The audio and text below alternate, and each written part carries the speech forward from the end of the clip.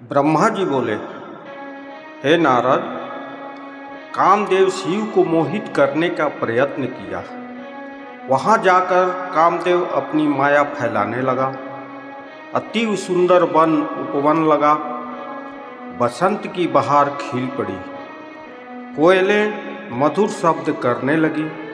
शीतल मंद सुगंध पवन चल पड़ी। नदी सरोवर में कमल खिलने लगे। भंवरे मधुर गुंजार करने लगे। काम संसाधनों को देखकर भगवान शंकर आश्चर्य में पड़ गए और उससे भी कठिन तपस्या करने में तत्पर हो गए। कामदेव के बसंत बहार के साधन से तो कुछ न बन सका। तब उसने रति स्त्री के साथ 5 बाण लेकर भगवान शिव की बाईं ओर चल दिए। तब संपूर्ण विश्व को मुग्ध कर देने वाले उन बाणों ने वहां पर भी अपना प्रभाव न दिखाया।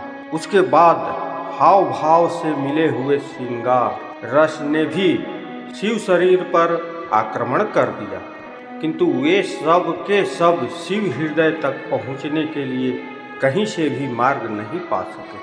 प्रचंड अग्नि के समान तीसरे नेत्र को धारे हुए ध्यान मग्न भगवान रुद्र को कौन मोहित कर सकता है? नारद जी, ठीक उसी समय जगत जननी उमा भी धूप दीप आदि लेकर वहां पूजन करने के लिए आई। परम सुगंधित पुष्पों को लेकर सखियां भी साथ में थी। उस समय शिव जी ध्यान से मुक्त हुए थे। तब कामदेव को अवसर मिल गया। सदा शिव पर बाण चलाकर उन्हें मोहित करने लगा। उस समय जगत जननी भी श्रृंगार करके आई थी। वह भी मानो कामदेव की सहायक हो रही थी।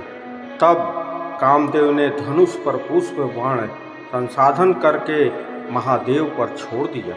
तब भगवान शिव सकाम को प्राप्त होकर विचारने लगे कि श्री पार्वती जी के सुंदर शरीर को देखकर मैं आनंदित हो रहा हूँ। यदि उन्हें मैं आलिंगन ही कर लूँ तो न मालूम कितना आनंद प्राप्त होगा। उस समय कुछ समय तक अपने आप को विचरते रहे। फिर उनको ज्ञान हुआ। तब कहने लगे, यह क्या, मैं निर्विकार होकर भी काम से विकार पाकर मोहित हो गया? यदि मैं ईश्वर होते हुए भी स्त्रियों के अंगों का स्पर्श कर बैठा तो साधारण मनुष्य की क्या गति होगी?